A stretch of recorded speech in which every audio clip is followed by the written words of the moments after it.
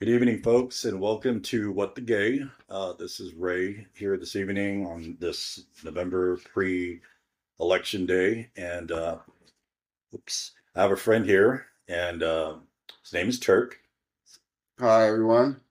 and Turk's a friend met a few months back, maybe early summer, and what intrigued me about Turk is his life story, his story in regards to relationships and.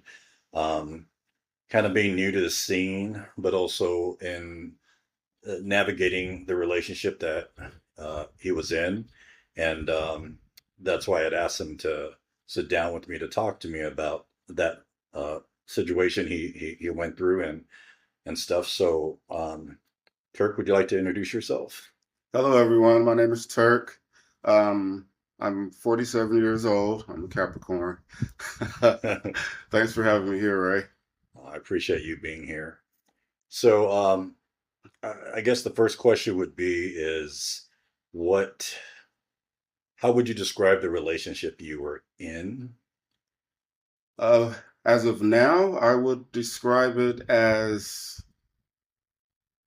a learning one, a healthy yet toxic learning relationship. One that I had to go through in order to better myself for the future relationships that I planned on being in or getting in. At first, I didn't even think after this past relationship that I was ever going to be in another relationship at first. So that should kind of give you the idea of how that relationship ended Mhm. or how it was while I was in it. It was a 7, almost 8 year relationship, on and off, but mostly off. But it took me a while to figure that out. And actually, meeting you guys and coming around and hanging out more kind of gave me a different perspective and an outlook on what relationships should be, and it changed my view of the relationship that I was in at that time, because honestly I don't think I really knew how to be in a relationship. I've never had a healthy relationship idols growing up, so I never really knew how to be in a relationship. The only thing that I knew was being in a relationship. I knew it was not about me, it was all about the other person. Now, do you think that in meeting new people, meeting us, and getting to know other couples and the ins and outs that other people have gone through, that you realize that you didn't feel alone in what you went through? When I was in a relationship, I really, I'm not sure if I felt alone or not. I felt alone in the relationship, but I had a very supportive circle. And my friend circle that I had, it was, if you like it, I love it kind of relationship. They didn't judge. I love that about my circle. They didn't judge, yet they also left me with the decision to make the mistakes.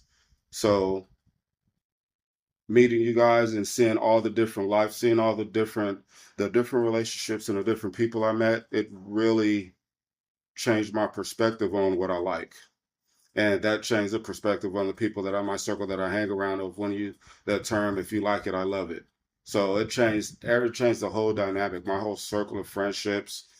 Seeing you guys, hanging out with you guys, and the relationship that I came from is just something that would I would never even see myself in. Well, what would you say, if you don't mind speaking on it? What was toxic about it? Um, Lack of communication. I When I grew up, the way that I was raised, I've never heard my grandparents say the word "I love you" to each other. Majority of the time, they fought. But I come from an era where if something was broken, you don't throw it away, we fix it. But to me, that was a form of trauma or damaging to me growing up, because that's what I had in my head this entire relationship. It was broken, and I was the only one trying to fix it over and over and over again. And me communicating how I felt and everything that was happening, the lack of communication from the person I was with just was not there. So the only time we really communicated or talked was when we were drinking. And it's a blessing and a curse for me that I actually remember everything that we talk about when we were drinking. Yeah. And he would wake up and it's like he didn't remember anything, any of the conversation we had, or none of the things he apologized for, and just we just started all over, and I had to live with that, and I had to accept that, and I thought that that's what I had to do. Yeah, I think that with a lot of the times in relationships, whether it's a straight relationship or gay relationship, right, that sometimes, substance, alcohol, just it brings out true feelings, or people have more courage and bravery to want to express what they want to say. And then sometimes, sadly, though, it either comes out the wrong way, or you're like, wow, you really felt that way, and that, if it seems like that's kind of what was happening with you guys, would Oh, you say? yes, 100%. You just said everything that actually happened. Like I get this from my father. I've always expressed how I feel. Like if someone hurts me, if someone does something to anger me, I never suppress my emotions. I've always like, why would you do that? Or why would you say that to me? And majority of the time, the other person would either shut down because well, obviously we're sober when I bring it up when they do it, they would shut down and they would apologize, but I could already feel that it wasn't a sincere apology. So later on, maybe a day or two or whatever, we'll be drinking, hanging out the house playing pool or darts or something, and I'll bring it up again, and at the time it seemed like it was easier to talk about it. The person, I felt like they were listening to me. He was listening to me majority of the time because we're just sitting there. But what I wasn't realizing is that we were under the influence, and so to me it felt like I was being heard, I was being understood, and the actuality of it, I wasn't. He would apologize and he would like sit there nodding his head, giving the "oh, I understand, I'm sorry" temperament, or that gesture, and it felt good. It felt like we were finally getting somewhere, and then after that it was just gone all over again, and like everything that we went through, talked about, discussed, just got erased. Yeah, it's like, well, under the influence, the conversations and that you guys spoke about was not. It was, like you said, completely erased by the next day. Like, Yes. it's like, did you remember what you said, or what we said, or what we talked about? But what would you say the basis of the relationship was?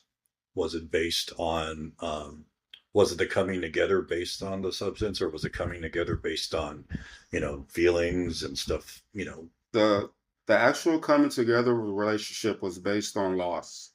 I had lost my father, and he was a good friend to me. He was coming over, he was being supportive, and everything else. And outside of my family, I have a very big family, so I've never really had a guy friend or anything like that be supportive of that. And then it just grew from there. He was buying me stuff, he was taking me places, we going on road trips, and it felt like that he was trying to clear my head and clear my mind.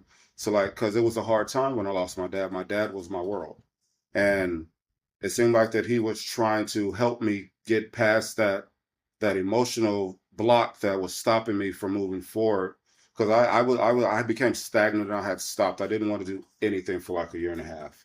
Like my life, I can't even describe how my life was when my dad died. And so he was there when I was in a dark place.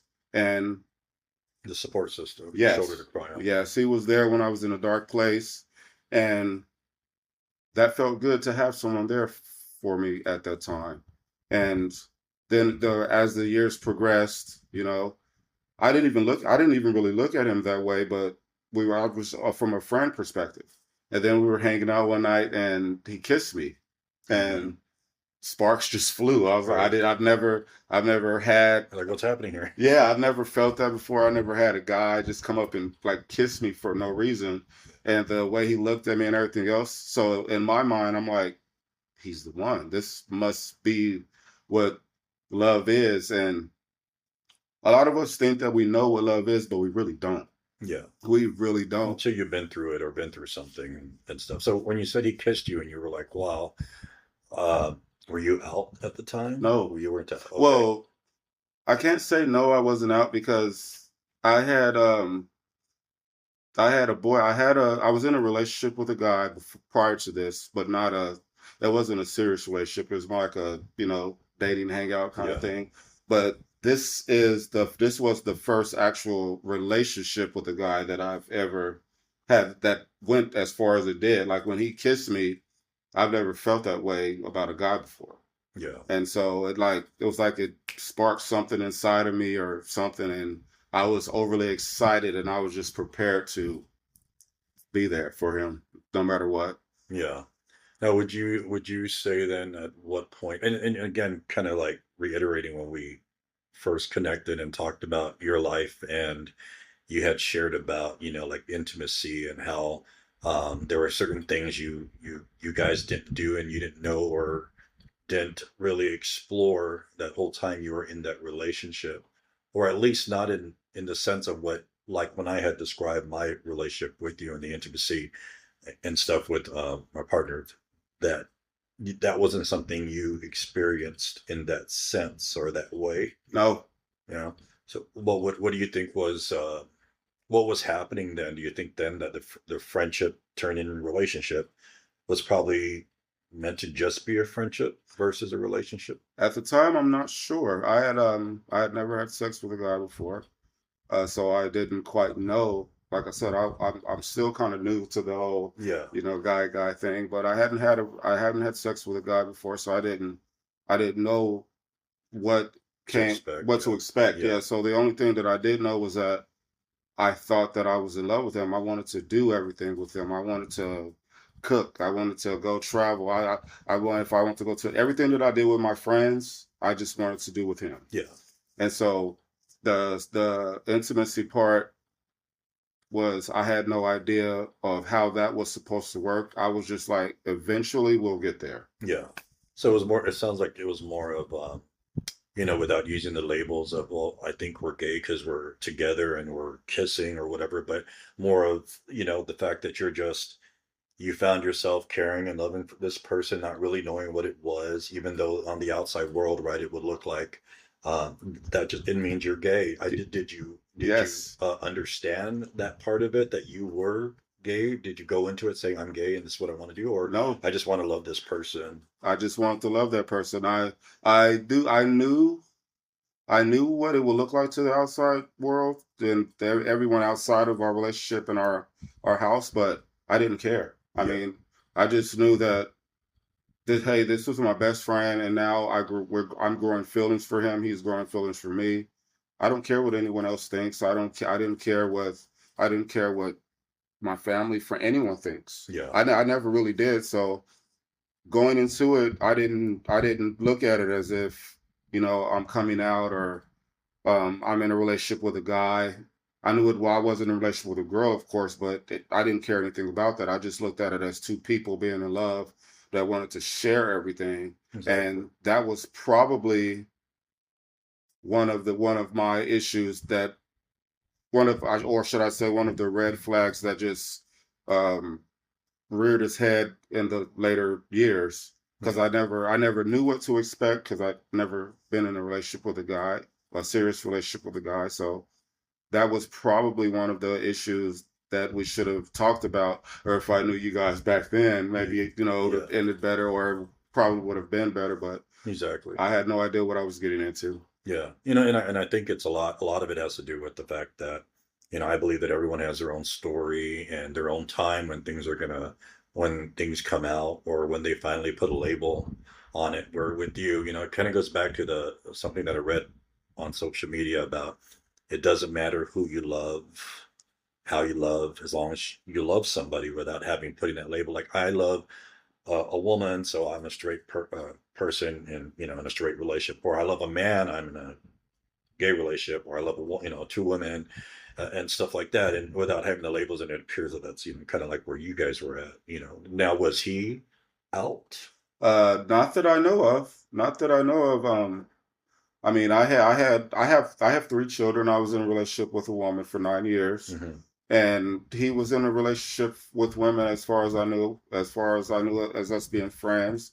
I think I'm the first guy that he was ever in a serious relationship with, and I know he was the first guy I was ever in a serious relationship with.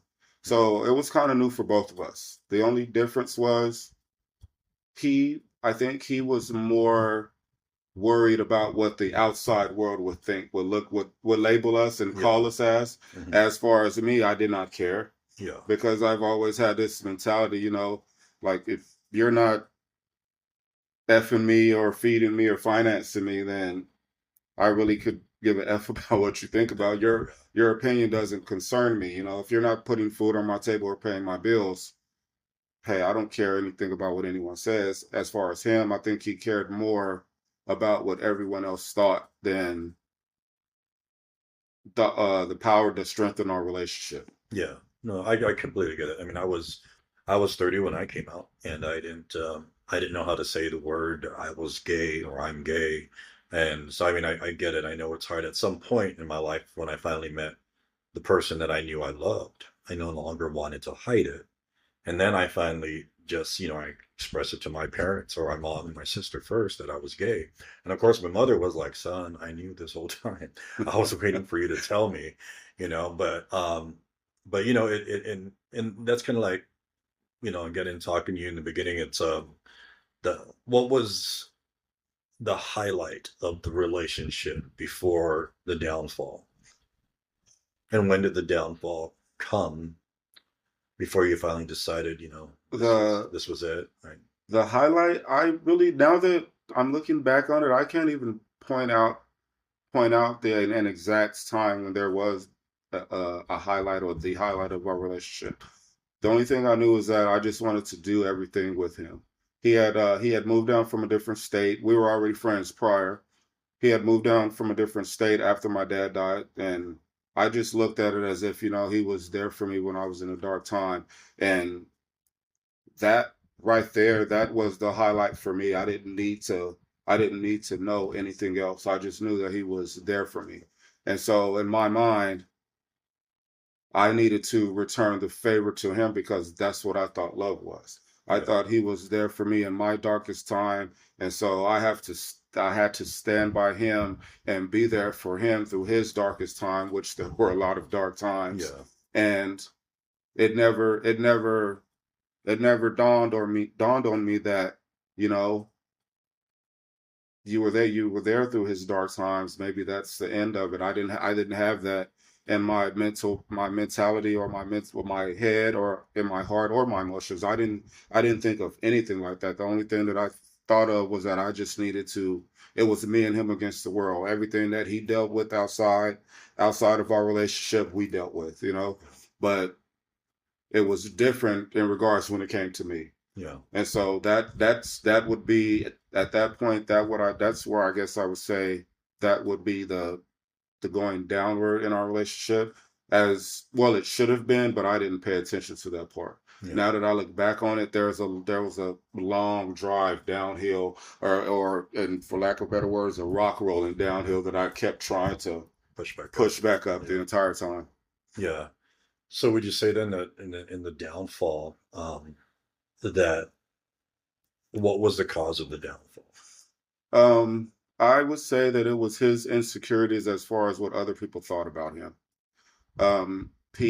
I think he felt like he he was, as we would say, he's in the closet. Hmm. A lot of people didn't know at first. Well, our family and close friends knew, but a lot of his coworkers or friends, they didn't know anything about it. They just looked at us as if we were roommates. And my friends, my family knew. Everyone that came around automatically knew. So for a long time, I told myself I was okay with that. I don't care that people thought that we were just friends or best friends living together. And it just stemmed around to where he had to put on this facade, that he had a girlfriend or he was talking to this girl or he was sexing this girl.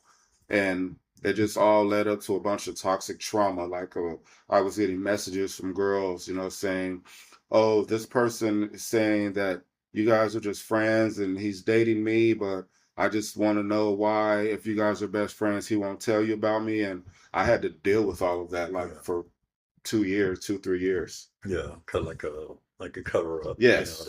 to in order for you guys to move on. Yes. Um, at what point did you decide that that was it? It was, I'd say around after about 2018, 2019.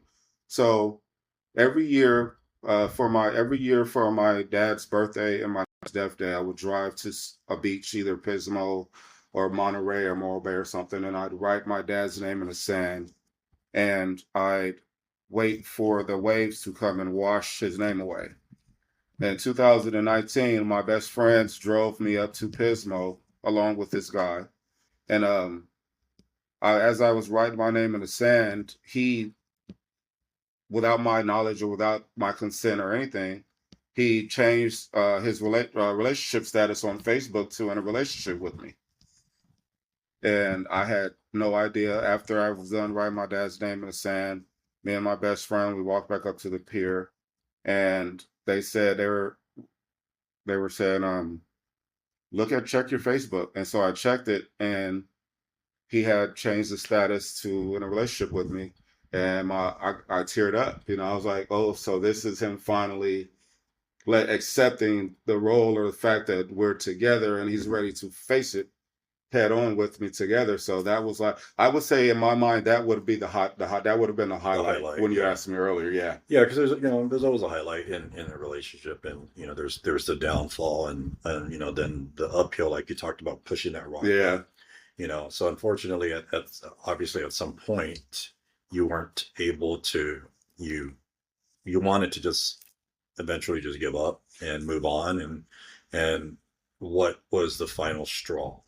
Well, after he set the status to, we were in a relationship, we had over 500 likes and over 300 some comments, so the support was there. Yeah. He got a job at this other place, and then he hid it. He hid our relationship status Again. Yes, and I didn't even know he hid it because he I guess he put it to where only we could see it. Yeah. And one of my best friends, I remember she called me the next month. She was like, "What's going on? What are you guys doing?" I'm like, "What are you talking about?" Now, were you guys living together at the Yes, time? yes. Okay. And she goes, "Well, what's going on? You and this person, like, you're not together anymore." And I'm like, "Why would you say that?" And it always ends up at Facebook. Yeah. And she goes, "Well, your Facebook status doesn't say it or whatever." So I go and check it, and of course I still see it. Mm-hmm. But when I approach him, or when I go to talk to him and tell him about it, he kind of lied and, "Oh yeah, it's still on there." So me, I'm like, I still see it. It's still on his page. I really didn't think too much about it. So my friend came over and showed me from her page, and he hid it from the public. Yeah. And so that right there, that bothered me. I was like, you are the one who, I didn't ask you to do it in the first place. You are the one who did this. And now you're hiding it because of a job that you have, like some people that you work with. Why? So you're adding these people you work with and then hiding me. Why didn't you just not add those people or that? And so that's kind of like where the downward went. Went from there. And then the drinking and the drugs and everything else, we were intoxicated, we're having fun and everything else, it just started getting worse and worse and worse and worse. And Do you think that's when the substance became the basis of everything that started to go wrong? yes, Yeah. yes. And at first I was like, maybe he's doing this to deal with the fact that I'm not sure what was going on when he was at work, when he was out there. I'm like, I don't know if he was getting pressured or talked about or teased. I don't know, because he never talked to me about anything. Yeah. So it was a lack of communication on that part. Because I mean, obviously, with everybody that goes through these situations in a relationship, there's always another side to it as to what they're experiencing or feeling in that relationship, or the reason why they don't react or respond the way we think we want them to respond, because of something that happened in their past Yes. that they haven't addressed or brought to light yet, or let alone express it with the person that they're with. So yeah, I could see that causing this down spiral with a relationship, especially with you. And then, one of the things too that, again, that going back to the whole intimacy thing and how you had expressed not having, not experiencing certain things on an intimate level with your partner.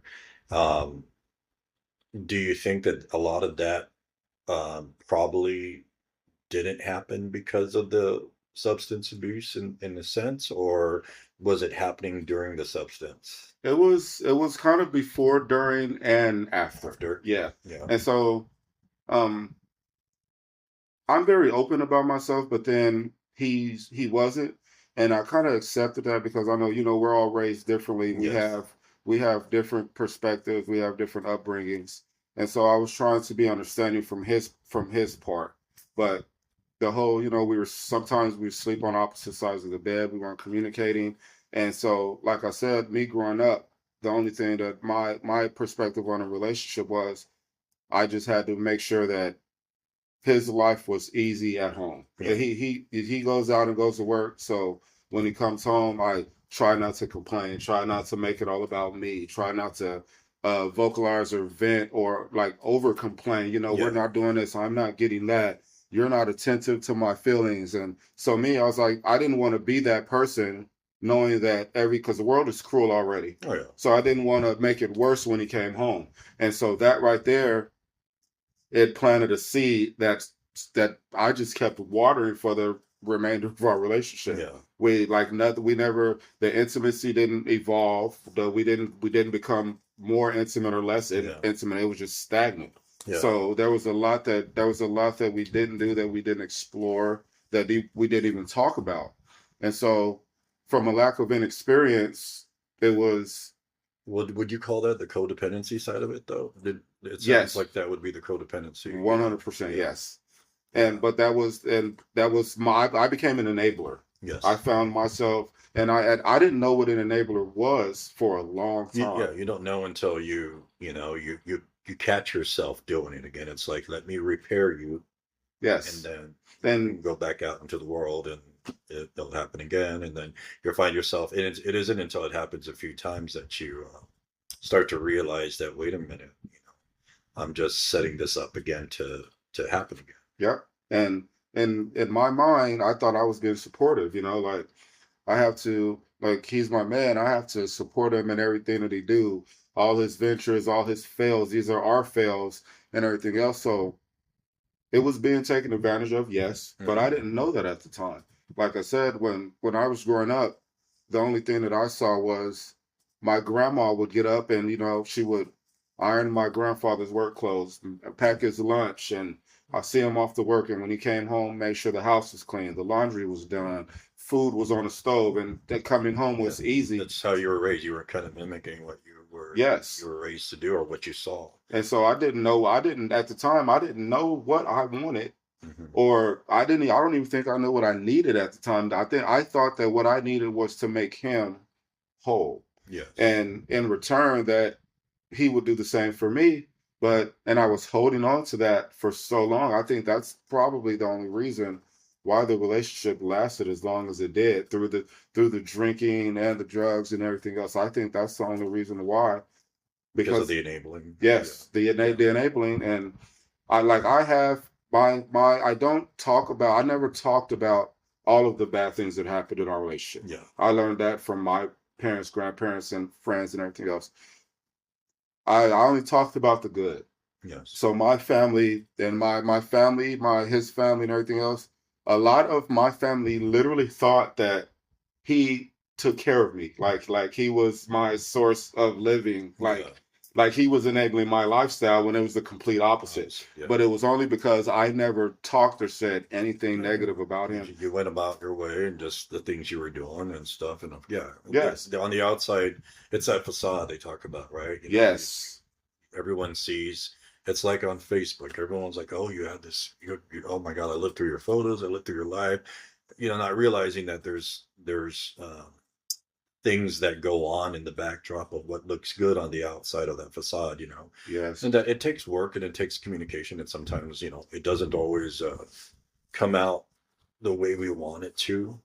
And in your sense, it was, um, like you said, you were enabling it. You were just kind of rebuilding him to put him back out there again. And then everyone was saying all the good from what I take, from what you're describing as, this is what he's doing for me, not realizing that you're the one that's actually Doing everything. doing everything on the outskirts to make it appear that way. But I think that's kind of what comes with being in a relationship. I've been in one for 20 years, so it'll be 20 years in this December.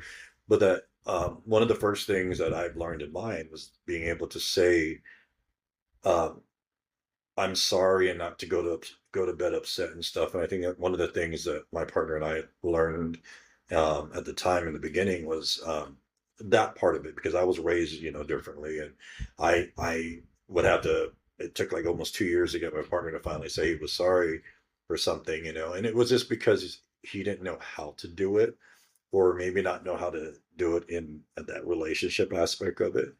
But and then over time, you start to realize that this person, as much as we went through, and I get it, that's why I tell people when they talk to me about their relationships, like, oh, I'm so sorry to put this on you. Or that's like, no, I said, trust me, I've been through it, but I also know that my experiences could, add some light on someone else's, and the idea of not knowing or knowing that, my God, you're not alone in what you're going through.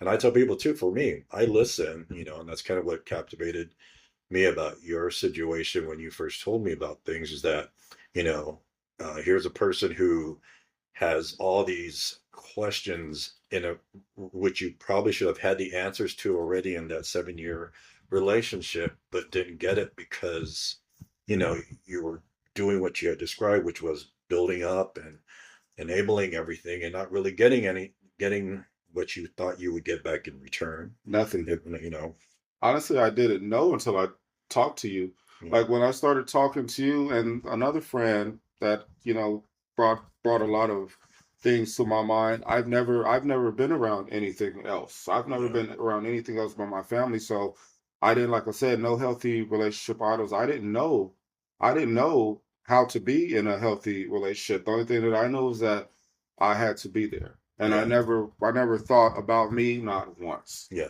but it was never reciprocated. And during that time span, I thought that's what a relationship was. yeah. But now, no. Yeah, yeah, Now I'm like, no, that's not what a relationship was. A relationship it's two ways. yeah. It's a two-way It's street. give and take and everything else. It's you support me, I support you, and everything else. But and the last relationship that I was in, I was literally being pictured as a bad guy to certain people from his part. Yeah, But on my part, my own entire family thought he was a saint. yeah, My family, like, whenever we split up quite a bit very often. And whenever we did, my family would be like, oh my God, no, you need to get in. We're gonna make this right. And that's how yeah, my family is very supportive in that yeah. They aspect. believed in it. Yeah, Yes, but that's only also because they never knew the horror stories of anything yeah, that he's done or did to me. yeah, So there were times when, we were supposed to talk and I'm sitting home waiting and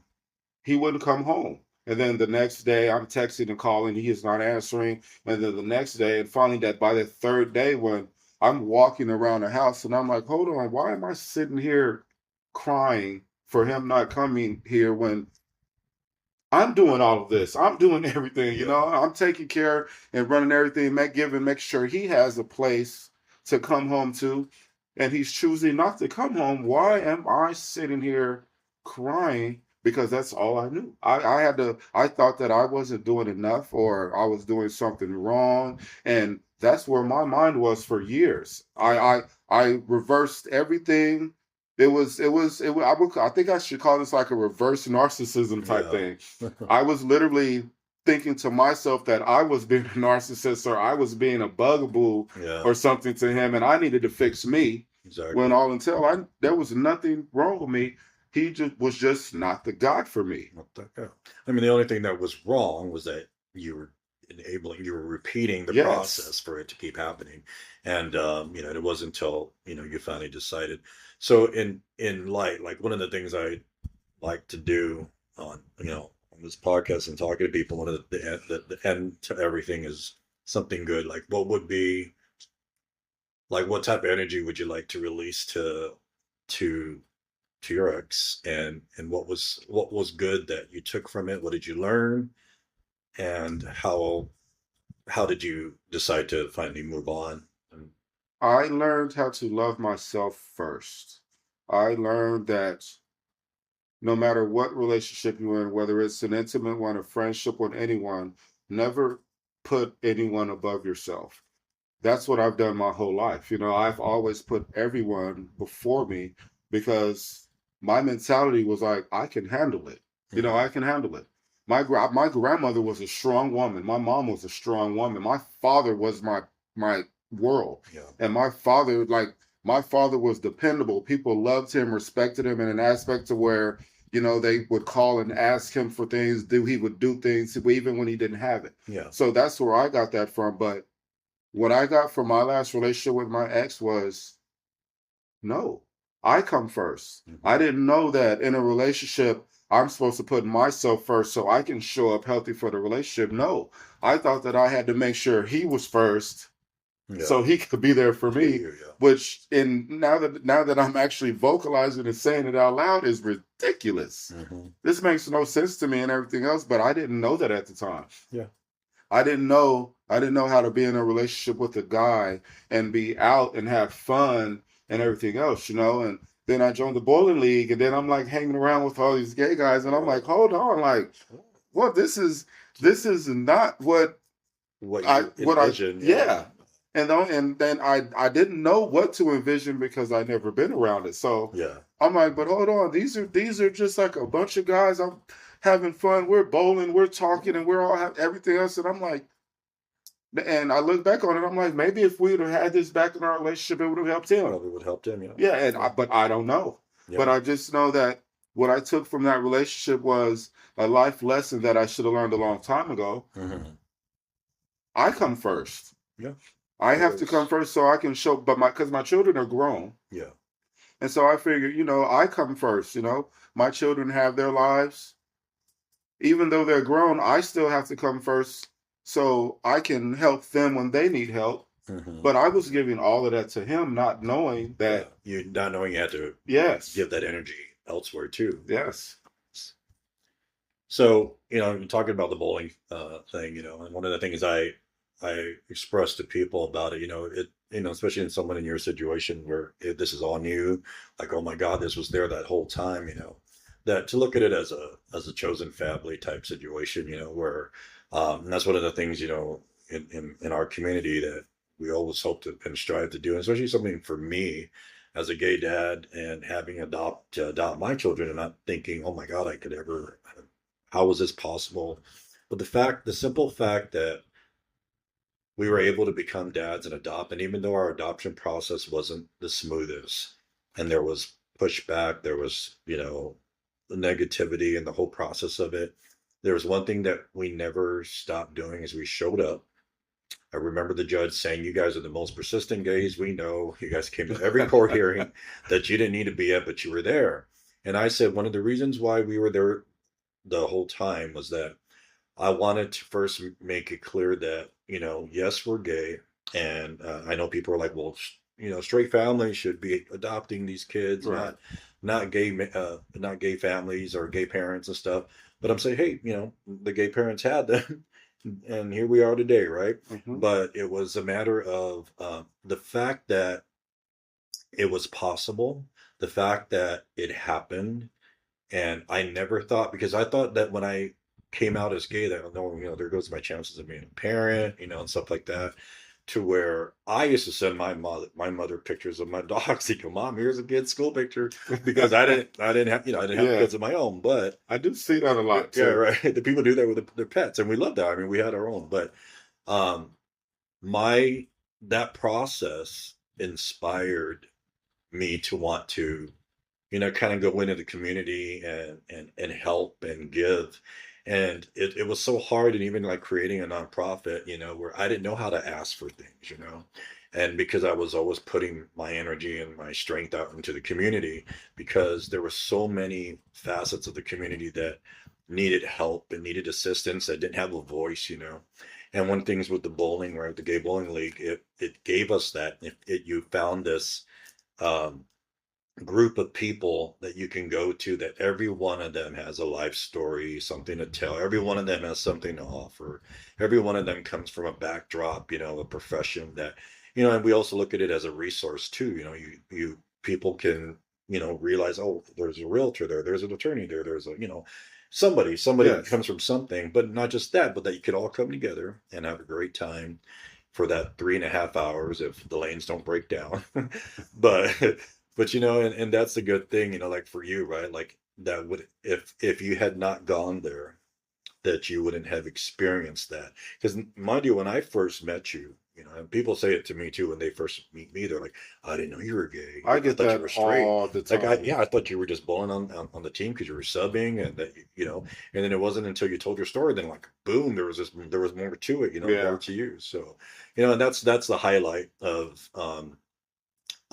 like for me and doing the things that I try to do is to be able that one my story or the story of my partners will come to somebody and their light bulbs will go on and be like, wow, this all this time I wasn't alone. And encourage them And to tell their encourage, story. yeah. And the fact that you went that long not knowing that wasn't there, that was there for you all the time, is also what kind of bugs me because yeah, that's why we do things that we do, is that we want it to be out there. We want people to know that there's more, because there's the gays, there's the lesbians, there's the trans, there's everybody. There's just so much.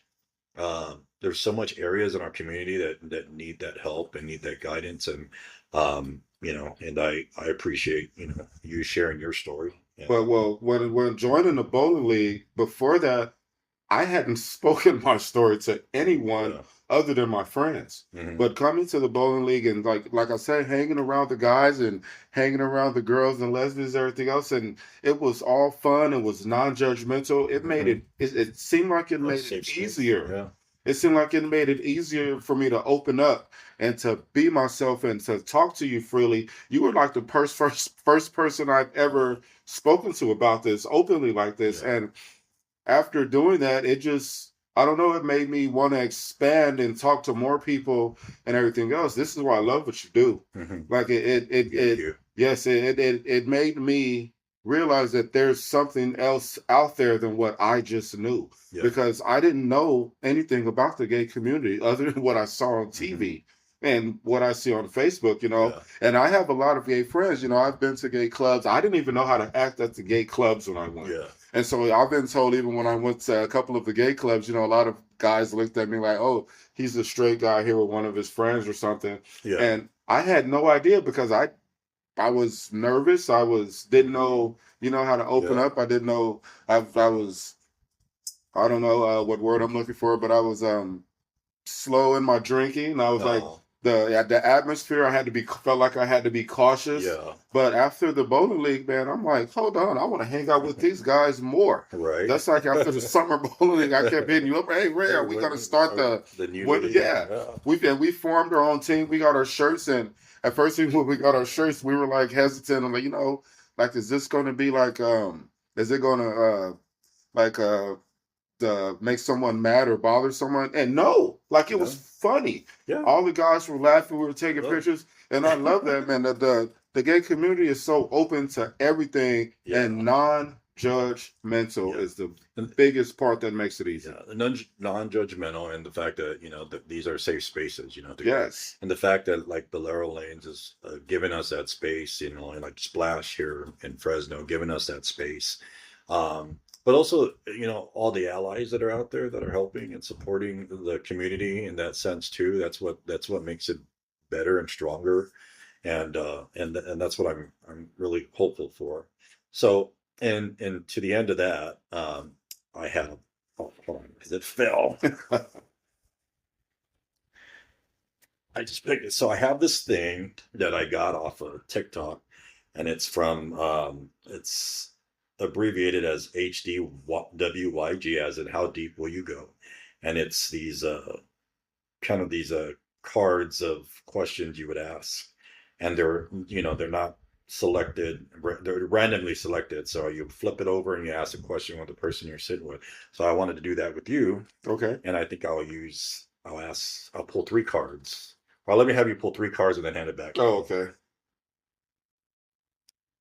Oh, All right, there you go, three.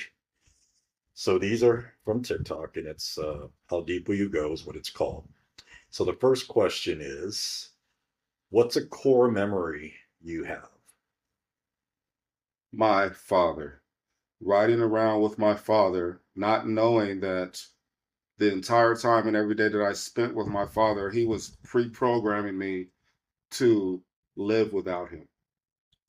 And this might sound kind of corny, but it took Well, that's when the not movie corny. Black Panther came out, Uh-huh.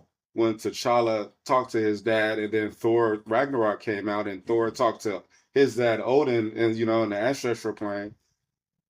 The core memory that I have is if I was able to talk to my dad again, that's what he would tell me. That he would tell me that I'm not when I'd say I'm not strong enough, he would tell me I'm stronger than he is. Yeah. And he would tell me that he didn't just leave the way that I felt he left. He made sure that he prepared me to be able to go on without him.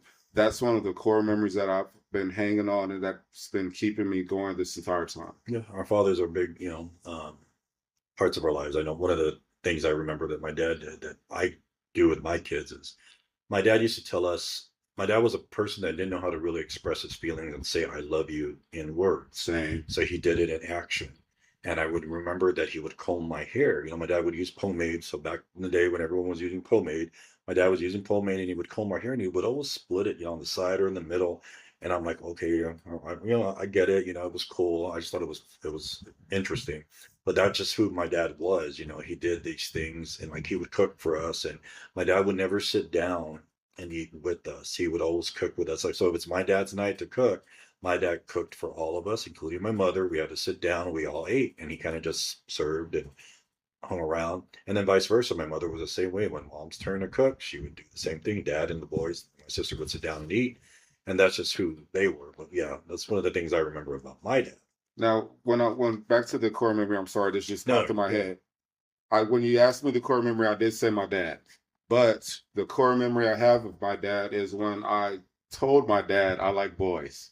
Oh, how did that go? My dad said, so that was the best feeling in the world. And after that, I didn't care what anyone else thought. Imagine the one word, One word. Yeah, I mean, it could have been a bad word. Yeah.